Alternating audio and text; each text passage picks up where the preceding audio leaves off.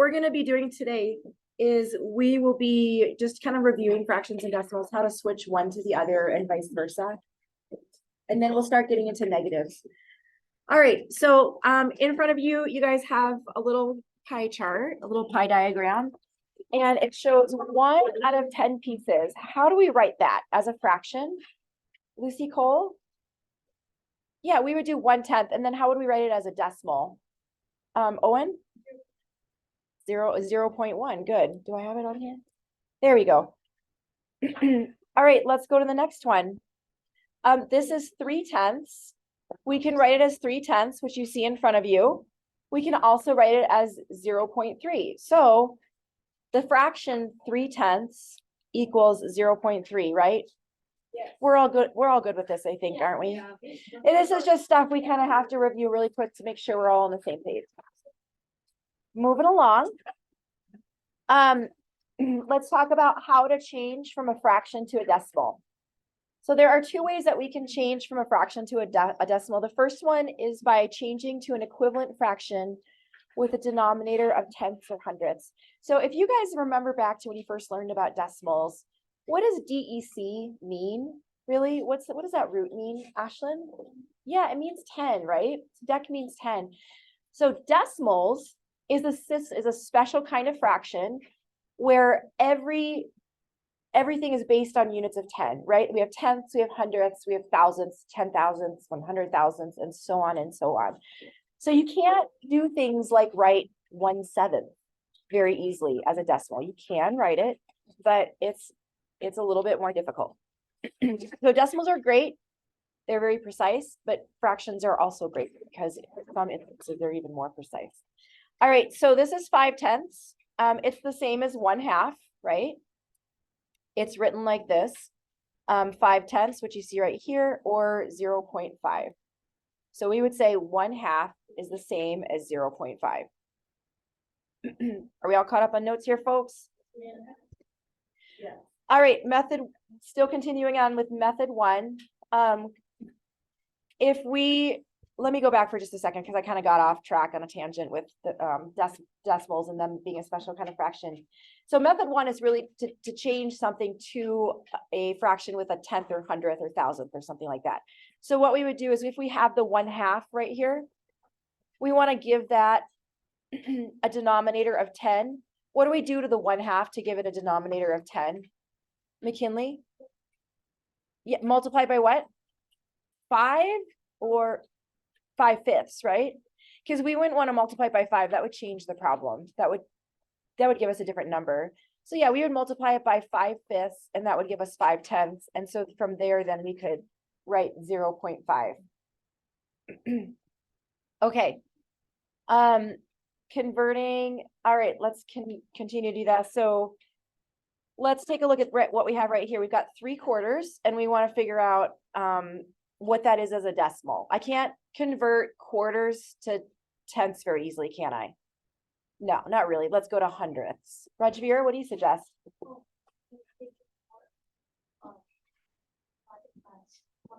Yep, exactly. Good. And then what would we have? Yeah, exactly. Good. We would multiply the numerator and the denominator by 25/25, and we would get 75/100ths, and that would be written like 0.75.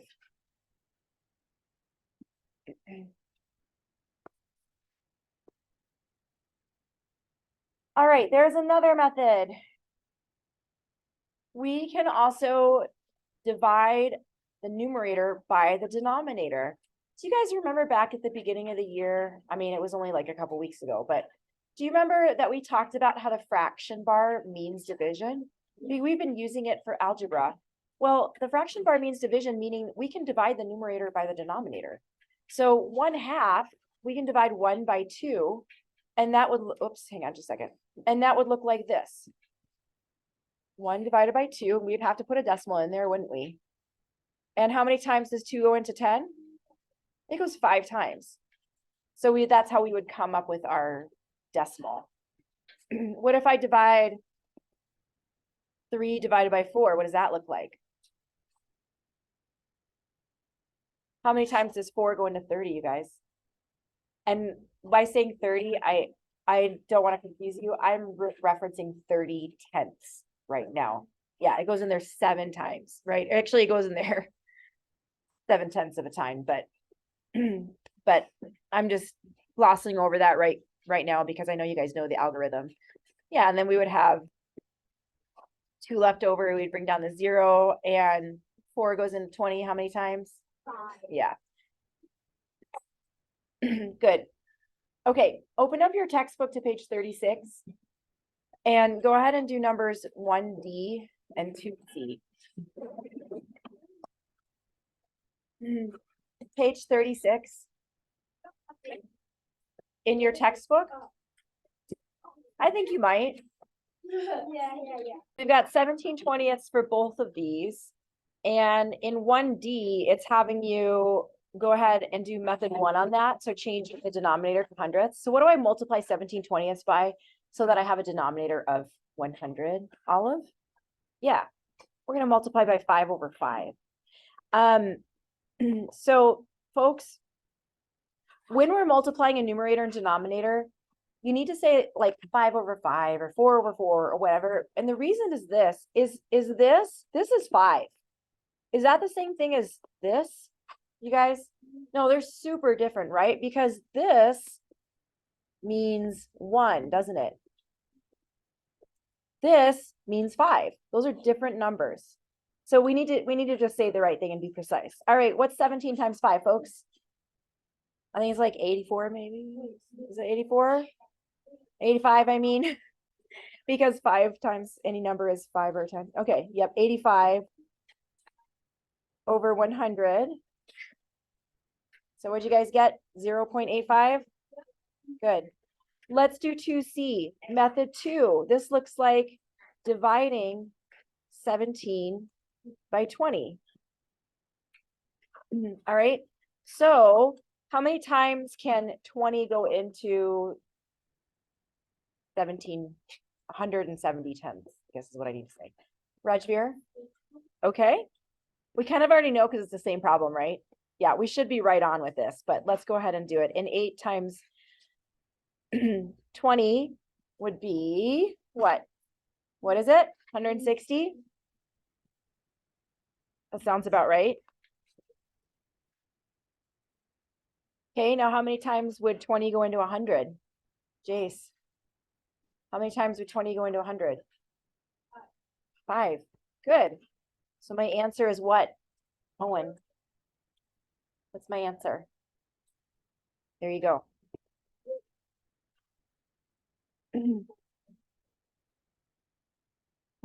All right, let's move on.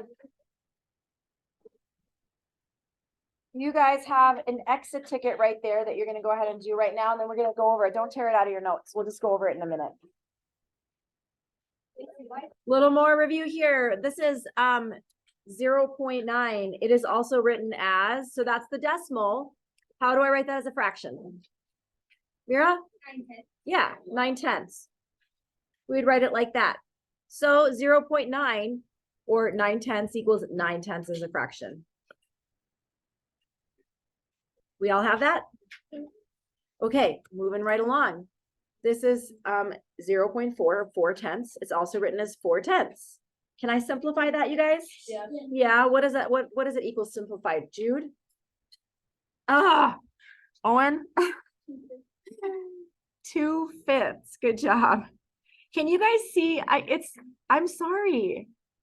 I do that with brothers and sisters and sometimes, but I haven't called you Lily, so I feel like I'm still a little bit ahead of the game.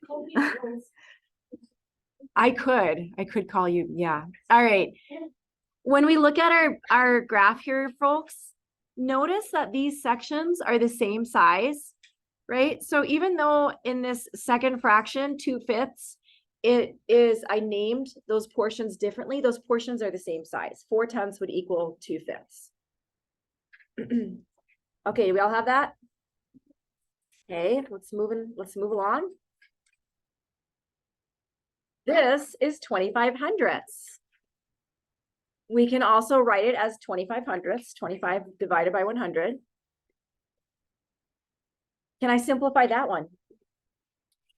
How do I simplify that, Rajveer?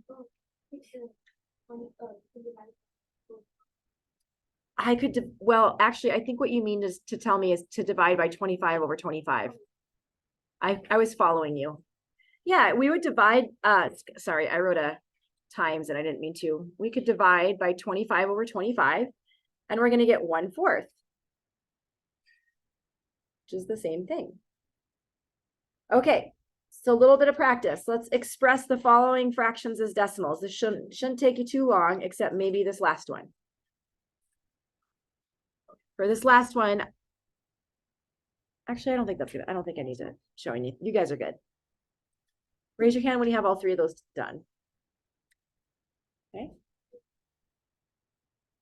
Good.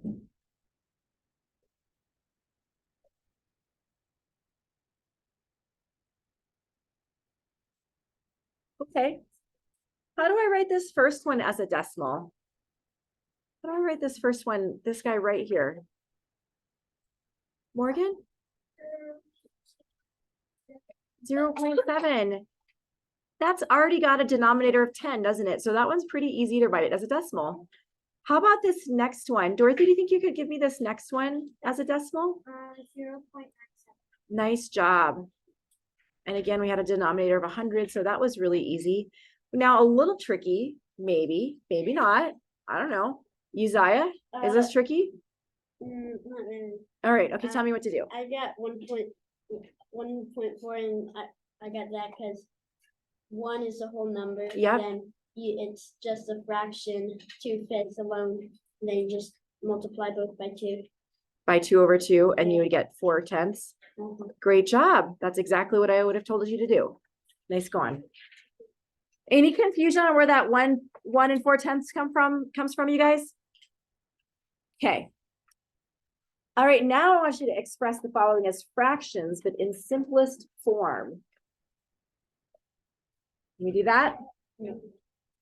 Yes, you can. I think we can. I can do it.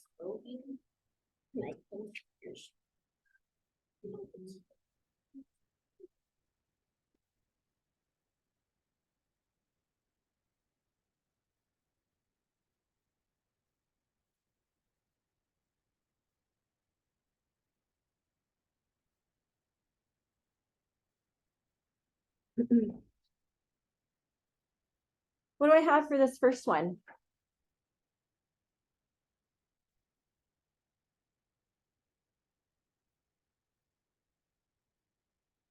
What do I have for this first one, Mira? 1/10. 1/10. For the second one, Ashlyn Mason, 3/10. How about the last one, Lucy Cole with the double hand raise? 1 and 7. Oops, 1 and 7/100. So look at something like this. Yeah. Are those all in simplest form? They are indeed. Okay, go ahead and open up your workbooks to workbook exercise 1, please. We're actually gonna do workbook exercise 1 and 2 tonight, but it's no, guys, please stop saying that. It's very easy. So I'm kind of treating these as Toyos. So go ahead and start working on those right now, please.